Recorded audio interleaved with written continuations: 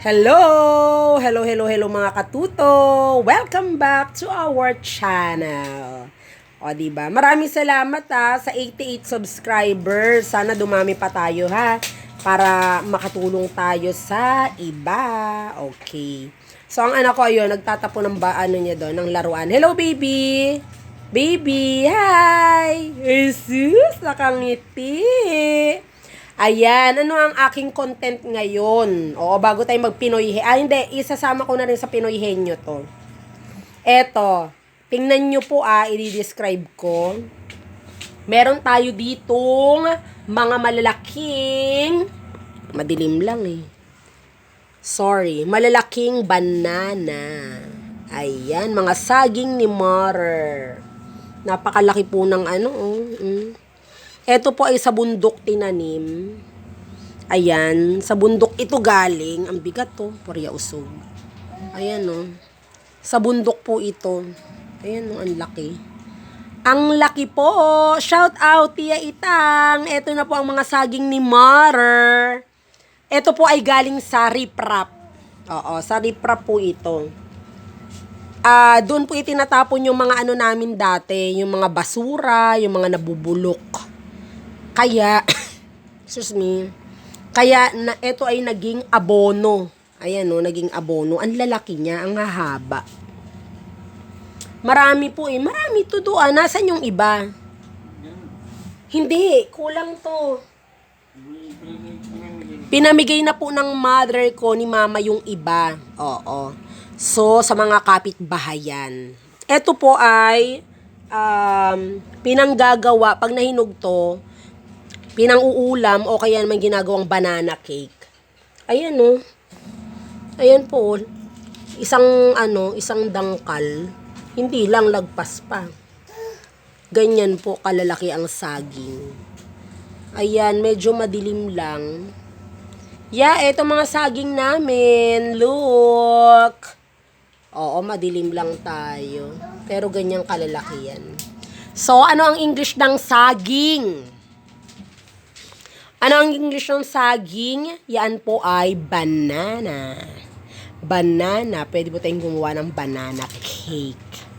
So, yun po. Ano pa bang mga prutas meron dito? Ubus na pala.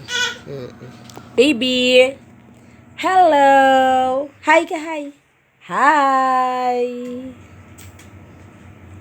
Ayun, mga banana. Sunod po, kasi kitchen naman tayo. Mga muna tayo.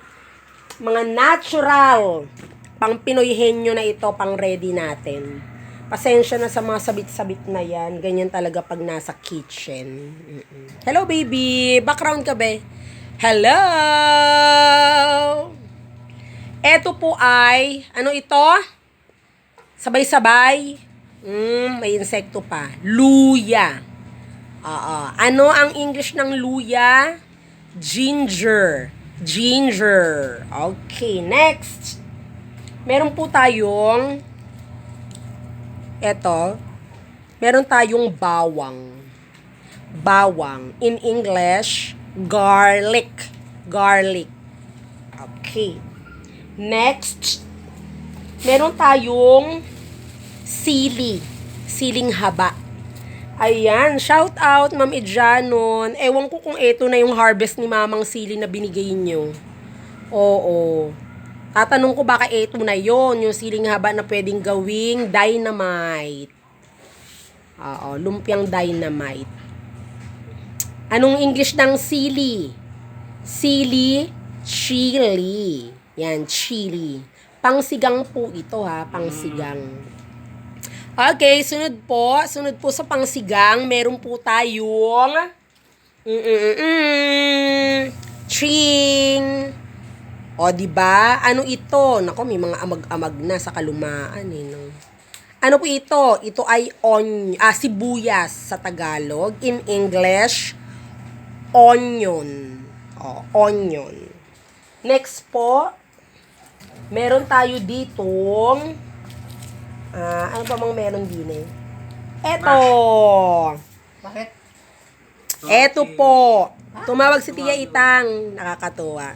Ano sabi? Sabi ni Tia, thank you daw sa pinadala mo sa kanya. Kaya hindi makapunta dahil siya ay my garden. Naga-gardening siya. Okay, kaya ipinakita ko sa ang garden niya ay mga mga saging-saging. Kaya ipinakita ko rin tong mga saging mo na magaganda. Sabi niya gusto niya makita sa YouTube, kaya ni-YouTube ko. Eto pa po, ito po ay kamatis sa Tagalog. In English, tomato, tomato baby. Hello! Ano na yan? Ano pa? Sunod ng tomato, hindi yan makita masyado eh. Ayan, ayan, ang lalaki po ng saging, di ba? Talagang ipinakita ni Ado. Ayan, ang lalaki ya. Magtanim po tayo yung mga nabubulok, nako, i-ano po natin sa drum o kaya yung mga uneven na land nyo, na mga lupa. Tapos taniman nyo po yun kapag nabulukan na, naku, ganyan katataba ang magiging resulta ng bunga. Sunod po, meron po tayong, ano to do? Paminta? Sorry, ibahin na natin. Pass. Paminta. Ano ang English ang paminta? Mother? Ano ang English ang paminta? Pepper ba? Pepper. Okay, tingnan nyo po sa dictionary yan na. Pepper yan. Next po. Dapat may lalagyanan kayong ganito Oo, that's sa bahay-bahay may mga lalagayan na ganito. Para tayo ay nakakabili sa palengke ng maramihan. Hindi yung, syempre, para makatipid. Hello, Bibi! Para makatipid po tayo ng ating, kada kilo sa kitchen, bili ng bili, mapapahamahal po tayo. So, magandang bibili ng maramihan. Tapos, unti-unti na lang. Kumbaga, meron tayong pondo, meron po tayong mga gamit sa bahay. Ano pa ba meron dito? Ayun. Walay na. Meron dito langgam. Eto pa, kasi nagsusyomay po kami. Oy, bili-bili po kayo ng siomay at siopaw.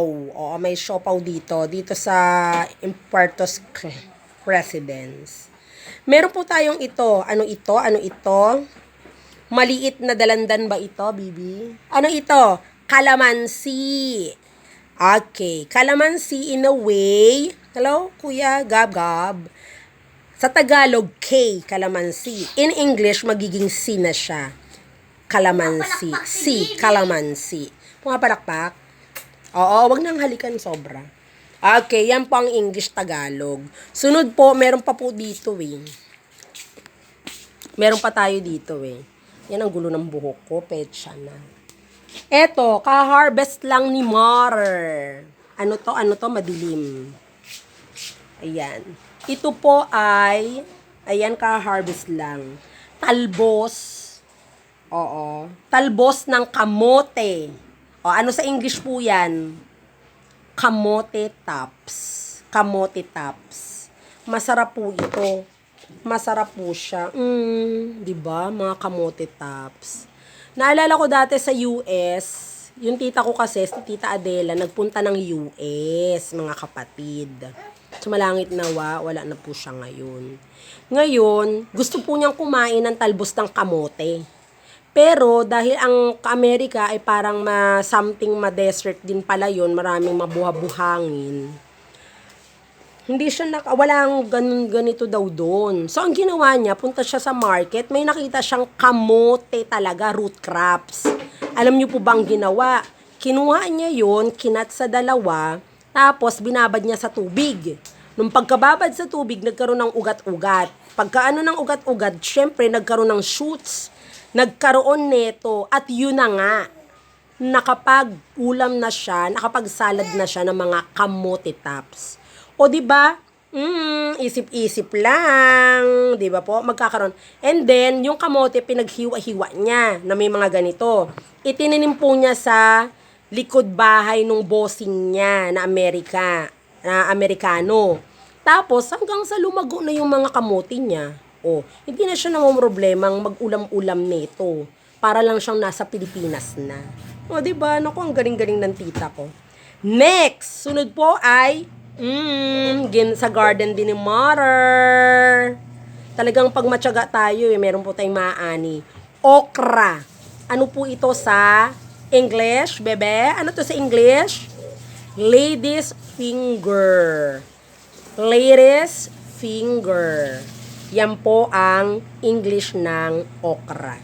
Okay, tandaan nyo po yan na. Kasi one of these days, magpapapinoy henyo tayo. Okay, next. Ano pa?